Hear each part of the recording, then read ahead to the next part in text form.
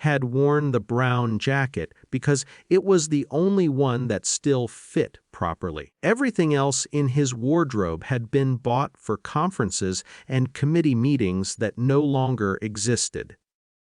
Universities had downsized, libraries had merged, departments had been streamlined. The jacket at least still knew his shape, smelled faintly of old paper and soap. The launch event was held in a renovated warehouse near the river. Glass walls, LED panels, a rented piano no one played. Young people moved through the space with practiced confidence, carrying drinks that looked more expensive than they tasted. He stayed close to the back at first, holding a plastic cup of water. His daughter, Ariba, had insisted he come. "Ibu, it's important to him," she'd said. "Just show your support." So he came. Her boyfriend, Hamza, stood near the stage, surrounded by men in slim, cut suits and women with tablets in their hands. He looked taller than usual in that setting, sharpened by ambition and good lighting. When Hamza noticed him, he waved. "Sir! You made it!" He walked over carefully, aware of how slowly he moved compared to everyone else. "This is my girlfriend's dad," Hamza announced to the group. "He works in a library. Like actual books." Someone laughed. Another added, "A fossil librarian." The word floated for half a second. Then more laughter. Not cruel, not aggressive. Just careless. The kind that assumes permission. He smiled lightly, the way you do when you don't want to disturb the room. "Yes," he said. "Books." Buz's eyes flickered. She looked down at her phone. Hamza didn't notice. The presentation began. Slides about disruption. About scale. Reimagining data ownership. A projected valuation $2 million. People applauded. He clapped too softly. On the drive home, he replayed the word in pieces. Fossil, not angry, just unnecessary. At home, he made tea, sat at the small desk near the window, opened his laptop. The screen was scratched in one corner. It still worked. For 35 years, he had been a systems archivist for a national research institute. Before everything went digital, he had cataloged physical records. Things shifted. He learned databases, then migrations, then security audits. He had never been flashy. His job was to notice what others ignored. 2 days later, Hamza emailed. Subject, quick favor, uncle. It began, casual now. "We're finalizing investor docs. Can you just skim our back-end documentation? You're good with details." He stared at the screen for a long time. He could say no. He could protect distance. But detail work was instinct.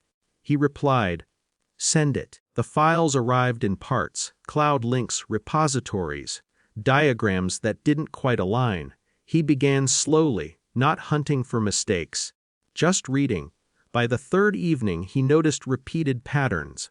Open source modules pasted without version control, authentication handled by a deprecated library, customer data routed through unsecured endpoints.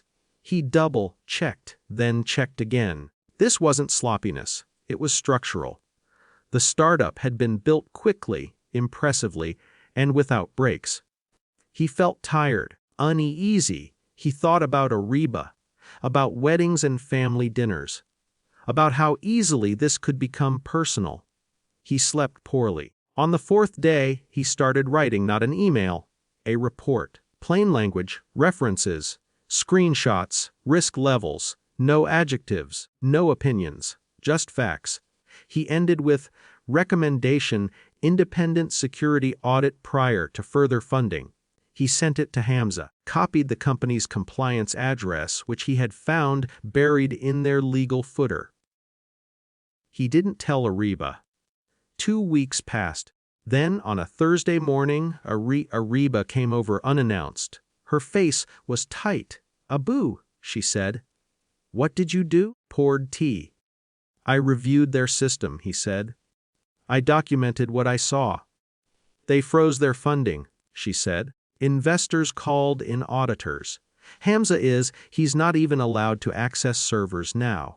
He nodded. They said it could have collapsed under regulation, she continued. That data could have leaked. He said nothing. You mean to ruin him? No, he said quietly. I meant to be honest. She sat down. For a long time neither spoke. Later, learned what happened. A formal review. A meeting room with screens. External consultants scrolling through his findings. Investor asking, who prepared this? Someone answering, an independent reviewer. No one mentioning his name aloud. The company missed its next funding round. Staff left. The valuation disappeared. Hamza moved back in with his parents. Family gatherings, he was polite. Quieter, avoided technical talk. He never apologized. Neither did his father-in-law. Life went on. Months later, a former colleague invited him to consult on a university archive project. You're good at preventing disasters, the man said. He almost laughed. At another dinner, someone asked what he used to do, but answered before he could.